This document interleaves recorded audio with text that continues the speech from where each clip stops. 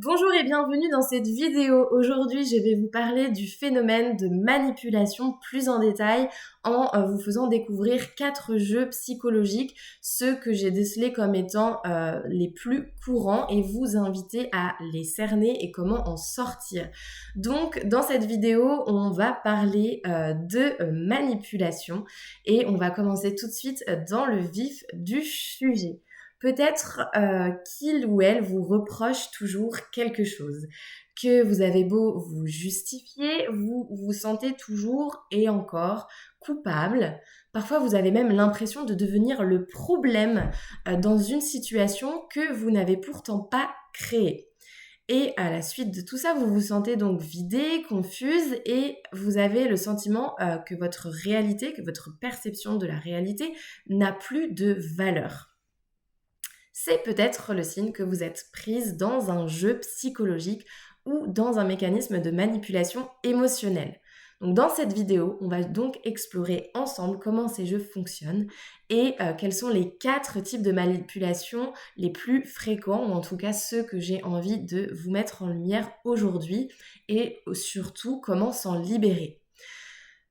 Et si vous ressentez déjà quelque chose qui cloche du coup dans votre relation, je vous invite à réserver tout de suite votre bilan relationnel offert de 15 minutes avec moi. Le lien est dans la description de cette vidéo. C'est un moment où on va pouvoir échanger ensemble afin que vous puissiez mettre en lumière ces mécaniques relationnelles. Et je vous inviterai donc à comprendre un petit peu plus ce qui peut ressortir de tout ça pour mettre donc de la clarté. Le lien donc est dans la description. Je vous dis à très vite. Le triangle de Karpman. Alors celui-ci, je vais énormément en parler dans cette chaîne et dans mes nombreux partages. Pourquoi ? Parce que c'est vraiment, je trouve, le socle de la prise de conscience des jeux psychologiques et de la manipulation au sein des relations. Parce que lorsque l'on s'inscrit dans ce type de fonctionnement relationnel, ça veut dire que d'une certaine façon, nous ne sommes pas vraiment ancrés dans notre responsabilité, dans nos ressentis, dans nos choix, et que du coup, on va jouer de manière préférentielle, donc soit la victime, soit le bourreau, soit le sauveur, pour finalement ne pas être totalement responsable de ce que nous ressentons, de ce que nous faisons ou de ce qui se passe dans notre vie. Donc c'est le psychologue Stephen Karpman qui a mis en lumière ce modèle qu'on appelle aussi le triangle dramatique. Et qu'est-ce qu'il nous montre ? Donc je vais le faire très succinctement parce que j'en parle déjà dans d'autres vidéos et je vous invite à vous renseigner sur le sujet. Ces 3 rôles préférentiels, donc celui de la victime, celui du sauveur et celui du persécuteur bourreau. Donc, en résumé, la victime, elle se sent impuissante, c'est elle qui subit et qui cherche de l'aide, ou en tout cas qui cherche à montrer qu'elle est victime. Le sauveur, il veut aider, il veut réparer, il veut se sentir indispensable à l'autre, donc il aime sauver l'autre. Et c'est bien distinct de l'aidant, parce que le sauveur, parfois, il sauve au détriment de la victime qui n'a pas forcément demandé à être sauvée. Ça, c'est important aussi de le souligner. Et ensuite, nous avons le persécuteur, donc le bourreau, celui qui critique, qui contrôle, qui a tendance à rabaisser pour se sentir exister. Donc ces rôles, il faut savoir qu'ils s'échangent sans cesse. Vous pouvez cerner que vous êtes dans un rôle de manière plus privilégiée et ce, en fonction aussi des relations que vous entretenez. Ça peut être différent au travail comme dans votre relation de couple, comme au sein de votre famille. Et donc, c'est possible qu'en commençant victime, vous puissiez devenir persécuteur et qu'un autre devienne sauveur, que donc l'autre devienne sauveur. L'important, c'est toujours d'être dans une certaine place. Il n'y a pas besoin d'être 3 aussi, ça c'est quelque chose que je voulais vous préciser parce qu'il y a 3 rôles, mais c'est pas nécessaire d'être forcément 3 pour jouer à ce petit jeu-là. Donc sans qu'on s'en rende compte, le lien devient un champ de bataille émotionnelle où du coup on fait beaucoup plus valoir ce rôle que vraiment notre identité propre.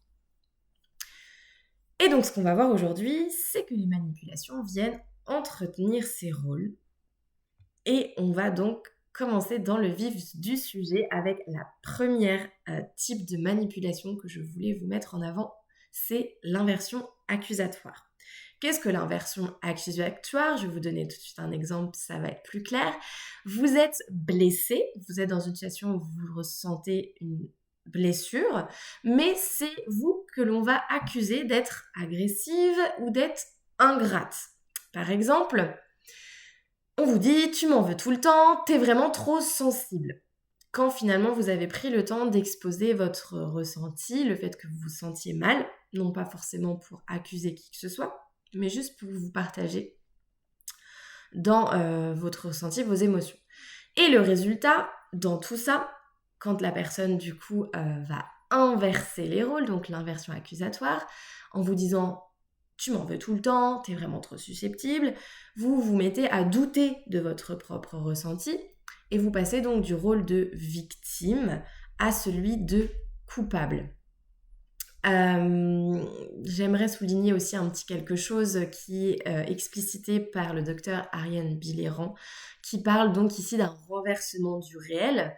Et donc l'inversion accusatoire, c'est vraiment une arme psychique de confusion assez forte parce que finalement, elle vous fait douter de vos perceptions et de vos ressentis et inverse votre place là où vous étiez justement en train de souligner quelque chose qui vous a blessé, une posture que l'autre a pris et où vous sentez que vous n'êtes pas respecté. Eh bien, cette personne, plutôt que de recevoir pleinement, va inverser les rôles et va tenter de vous accuser et de vous faire sentir coupable de la situation. Donc, premier type de manipulation, l'inversion accusatoire. Vous pouvez déjà noter quelques phrases si vous le souhaitez pour pouvoir le cerner plus facilement dans vos relations aux autres. C'est une technique très utilisée par les manipulateurs et manipulatrices. Pourquoi? Parce qu'un manipulateur ne se remet pas en question. Donc nécessairement, quand vous lui faites une remarque qui va inviter une remise en question de son comportement ou de ce qu'il a pu dire, eh bien, comme il n'a pas la capacité ou l'envie de se remettre en question, nécessairement, la remise en question va être renvoyée dans votre but à vous. Ensuite, la deuxième technique de manipulation que je voulais mettre en lumière aujourd'hui, c'est l'injonction paradoxale. C'est quelque chose qui a énormément été utilisé pendant la crise sanitaire d'il y a quelques années, où finalement on nous disait tout et son contraire, où faire ceci était important, puis faire cela l'était plus, et deux comportements contradictoires étaient mis en avant. Comme par exemple le fait qu'à un moment donné, on ait dit que les masques n'étaient pas utiles, qu'ils ne servaient à rien, puis après on nous a rabâché le fait que c'était obligatoire de les porter et que ça nous protégeait de la maladie. Donc il y a eu des doubles discours, des injonctions paradoxales qui ont été faites. Je voulais le ramener parce que ces techniques de manipulation sont bien évidemment utilisées dans différents domaines de la vie, notamment en politique, et c'est important aussi de savoir le voir à ce niveau-là. Donc pour donner un exemple, même si je viens de vous le dire déjà, donc c'est quand on vous donne deux messages contradictoires. Par exemple, on vous dit « sois toi-même », mais fais comme j'ai envie que tu fasses, fais comme je te dis. Alors là, il y a un petit problème, parce qu'en l'occurrence, être soi-même, c'est pas nécessairement répondre aux attentes de l'autre et à ce qu'il dit. Parce que peut-être ce qu'il dit ne va pas rentrer en adéquation avec qui je suis, avec le fait d'être moi-même. Donc, c'est m'envoyer deux messages contradictoires où finalement, vous n'allez plus savoir sur quel pied danser ou vous positionner parce que dans l'injonction paradoxale, qu'est-ce qui se joue? C'est que vous soyez vous-même ou que vous soyez comme on vous dit, c'est pas la bonne posture à prendre. Typiquement, si vous décidez du coup d'être vous-même, on va vous reprocher de ne pas être comme on voudrait que vous soyez. Et si vous faites comme on vous dit, à un moment donné, on va vous reprocher, mais en même temps, sois toi-même, prends des initiatives, voilà, on va vous inviter à vous montrer que vous auriez dû être vous-même. Donc, c'est quelque chose qui est très délétère pour la santé mentale parce que finalement, quoi que vous fassiez, vous avez tort et ça va vous créer une tension à l'intérieur énorme et c'est des choses qu'on va retrouver typiquement aussi dans les relations d'emprise. Relations d'emprise étant des relations un peu plus spécifiques par rapport à la relation juste de manipulation, parce que dans l'emprise, il y a vraiment la volonté de prendre l'autre, de lui enlever son identité et sa subjectivité et de le faire agir un peu comme une marionnette finalement. Vous êtes totalement sous le joug de quelqu'un quand vous êtes sous emprise, là où la manipulation peut être un peu insidieuse ici et là, mais il n'y a pas forcément la volonté dans la manipulation comme dans l'emprise de s'emparer de l'autre, de sa subjectivité et de ce qu'il est en fait. Ensuite, la troisième technique de manipulation que je voulais vous mettre en avant aujourd'hui, c'est le retournement de culpabilité. En effet, le manipulateur, il va faire porter sur vous la responsabilité de sa souffrance. Par exemple, « Ah mais si je suis mal, de toute façon, c'est parce que tu ne fais pas d'efforts. » Donc vous finissez par vous excuser d'exister avec ce type de comportement. Pourquoi ? Parce que ce mécanisme, il enferme la victime. Donc déjà, il y a le retournement de la culpabilité. Donc la victime va se sentir peut-être un peu coupable. Et en se sentant coupable, va prendre le rôle du sauveur, mais sauveur qui ne sauve jamais personne au final, puisque ça va l'épuiser. Et là encore, on prend en considération qu'il y a cette notion de responsabilité qui est totalement absente. Si je suis mal, c'est ta faute, c'est parce que tu fais pas d'efforts, c'est parce que tu as oublié de faire ceci, c'est parce que de toute façon tu m'as pas dit ça. Donc plutôt que de regarder en soi-même ce qui pourrait améliorer sa situation, bah non, on retourne la culpabilité contre l'autre. Encore une fois, pourquoi ? Parce que la culpabilité n'est pas un sentiment que les manipulateurs ont envie de ressentir. Il y a toujours cette idée de renvoyer à l'autre la culpabilité qu'il n'est pas en capacité de ressentir. Par manque d'empathie, par manque de volonté peut-être ou d'envie de se remettre en question. Et ensuite, en dernier lieu, je voulais vous parler plus particulièrement de la dévalorisation. Donc, vous savez, tous ces petits pics, ce sarcasme, ces critiques déguisées, comme par exemple, tu ne comprends jamais rien, mais voyons, c'est pour rire, tu prends tout mal, mais de toute façon, c'est parce que tu es susceptible, c'est parce que tu es fragile, avec toi, on peut discuter de rien, t'es pas drôle. Donc, finalement, les petits pics, les petites attaques comme ça, elles viennent détruire progressivement l'estime que vous avez de vous-même. Parce que de façon répétée, nécessairement, on vous fait comprendre que c'est pas bien comme vous êtes, en fait. Que vous devriez pas vous sentir affecté ou touché par des choses qui sont à votre rencontre. Parce que on voit bien là que dans le sarcasme et dans les petits pics et dans ce qui est montré comme de l'humour, il peut y avoir une volonté de nuire et une attaque de votre personne plus particulière sous couvert d'humour. On peut faire passer beaucoup de choses très toxiques. Donc, vous perdez confiance. Et en perdant confiance, vous devenez dépendante de l'approbation de l'autre. Et ça, c'est quelque chose dont se sert le manipulateur. C'est votre dépendance à ce qu'il pense, à ce que vous pensez, de ce qu'il pense. Donc, sa dépendance, la dépendance que vous avez, à ce qu'il peut penser de vous.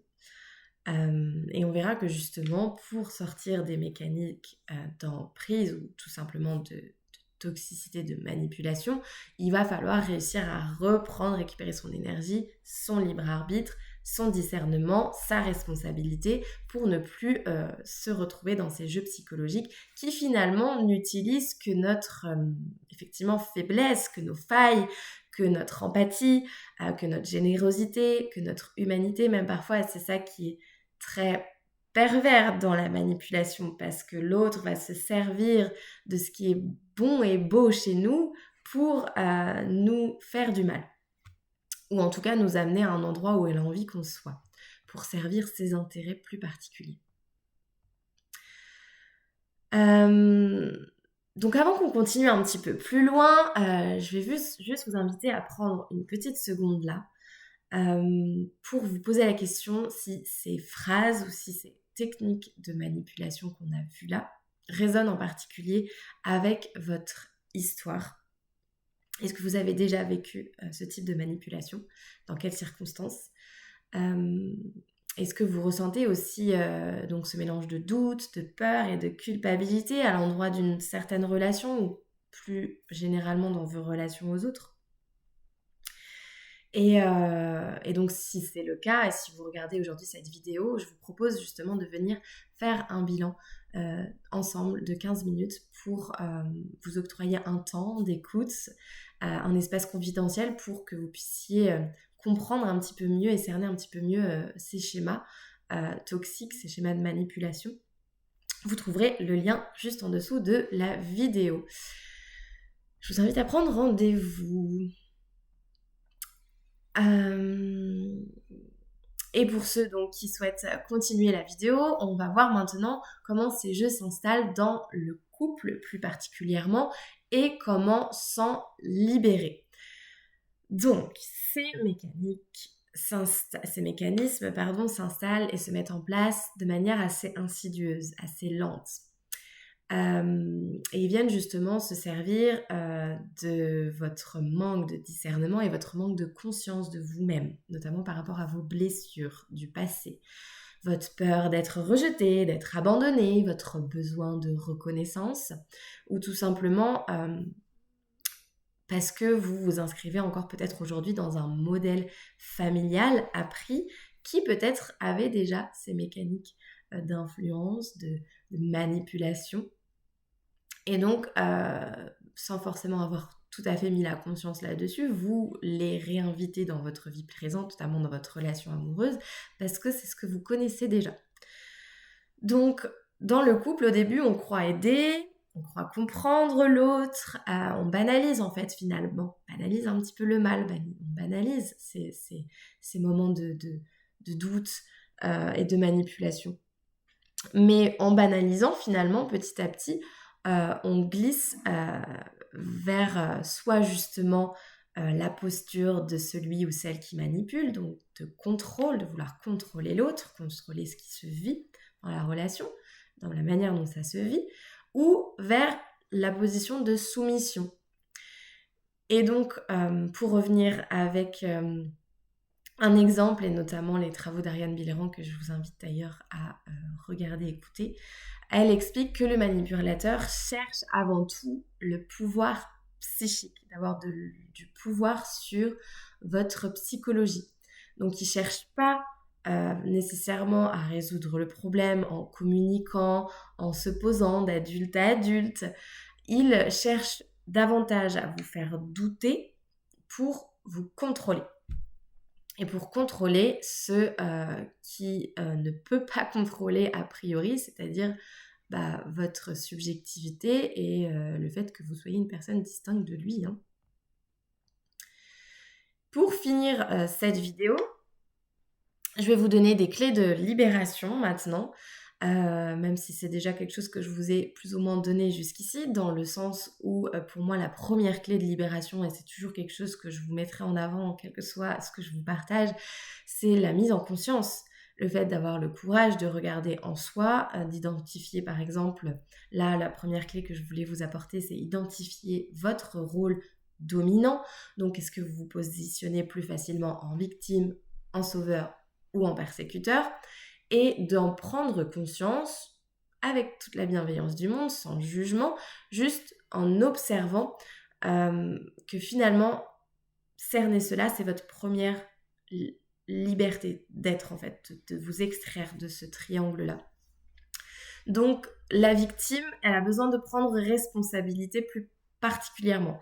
Donc, de reprendre son pouvoir sur ses décisions, pouvoir sur sa vie, pouvoir sur ce qu'elle décide effectivement de faire à l'endroit où elle se sent victime. Le sauveur, lui, la posture du sauveur, lui demande de la bienveillance. Le fait de se dire que oui, si vous avez à cœur d'aider, ce n'est pas au détriment de vous-même ou au détriment de l'autre, c'est pas en vous sacrifiant et peut-être aussi parfois en endettant un petit peu l'autre en voulant le sauver, ça c'est quelque chose que j'ai pu cerner aussi, donc de venir en toute bienveillance vous positionner plutôt qu'en étant dans cette place du sauveur, mettre un petit peu plus de conscience. Et ensuite, le persécuteur, la persécutrice, elle, cette posture-là, elle nous demande d'être un peu plus assertive, c'est-à-dire de poser des limites avec respect. On a tous, je pense, à un moment donné été persécuteurs, puisqu'on n'avait pas envie forcément justement de poser des limites claires et franches avec respect, mais qu'on a rejeté sur l'autre un ressenti désagréable. Et donc, à cet endroit-là, l'idée justement est d'apprendre à poser des limites.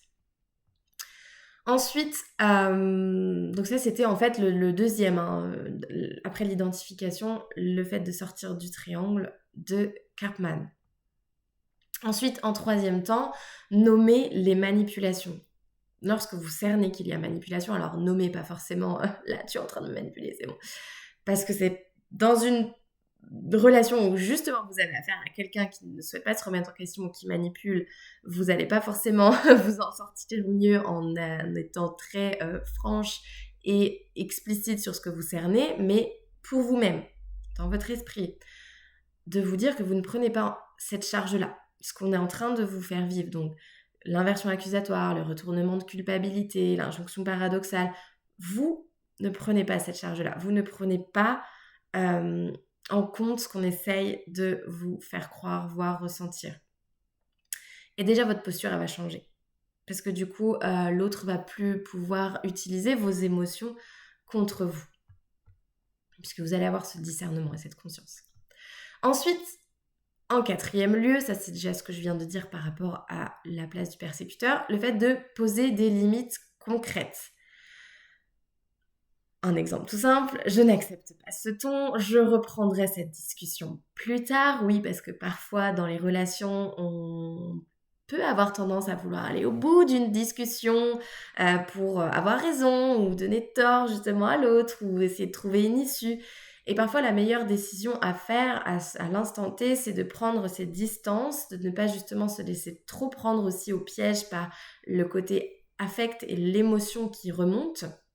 Parce que ça pourrait être un autre sujet de vidéo, mais des fois, nos émotions nous jouent des tours parce que des émotions passées peuvent s'inviter dans des temps présents et des relations présentes. Et c'est aussi bien et bon de remettre de la justesse là-dessus. Donc, réussir à poser des limites concrètes pour que la relation puisse s'établir sur des bases saines et du respect mutuel. Et enfin, un cinquième conseil que je pourrais vous donner, et pas des moindres, c'est chercher de l'aide, chercher du soutien autour de vous, non pas en vous positionnant en victime, bien évidemment. Quand on va chercher du soutien auprès d'un thérapeute, auprès de quelqu'un de compétent pour nous en donner, ou même une oreille attentive, c'est aussi pour être entendu, consolé et validé dans ce ressenti et dans cette souffrance.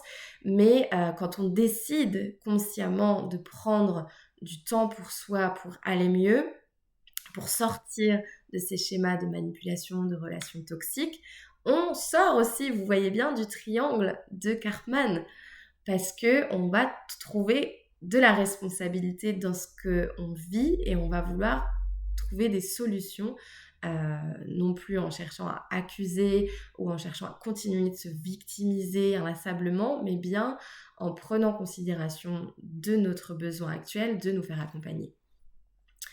Donc, c'est pratiquement impossible de sortir de ça tout seul.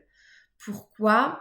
Parce que parfois le regard extérieur peut vous ramener aussi dans le réel. Parce que vous êtes vous-même pris au piège dans votre propre prisme et dans vos propres croyances et dans vos propres limitations et dans vos propres blessures, ce qui ne vous fait pas forcément voir la situation telle qu'elle est réellement et qui vous fait inlassablement justement réenclencher ces dynamiques toxiques dans vos relations et à chercher des bourreaux et à chercher des sauveurs et à chercher à valider en fait vos croyances.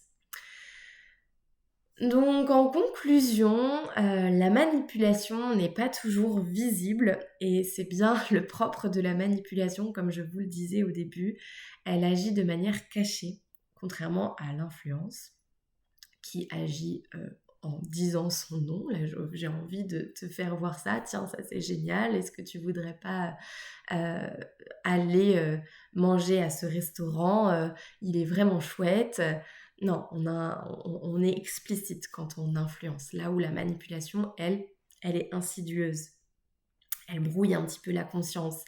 Elle use aussi votre capacité d'aimer, mais vous pouvez apprendre à la reconnaître, à vous protéger et à reconstruire des relations saines, équilibrées et libres. Et j'espère que, en ce sens, cette vidéo vous aura déjà un petit peu aidé. Donc, pour finir cette vidéo, je vous rappelle encore une dernière fois et je vous invite très sincèrement à venir faire ce bilan relationnel offert de 15 minutes avec moi pour remettre de la clarté sur ce que vous vivez, sans jugement, dans un cadre bienveillant. Le lien, il est juste en dessous de la vidéo. Et c'est peut-être justement, en référence à ce dernier point, le premier pas que vous allez faire plus sincèrement vers votre libération intérieure. Je vous remercie beaucoup d'avoir écouté cette vidéo jusqu'au bout. Pensez aussi à laisser un commentaire si vous le souhaitez, à liker et à vous abonner si ce n'est pas déjà fait.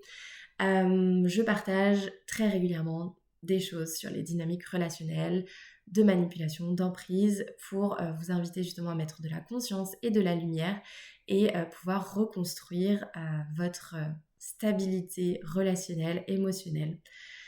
Prenez bien soin de vous, je vous dis à très vite.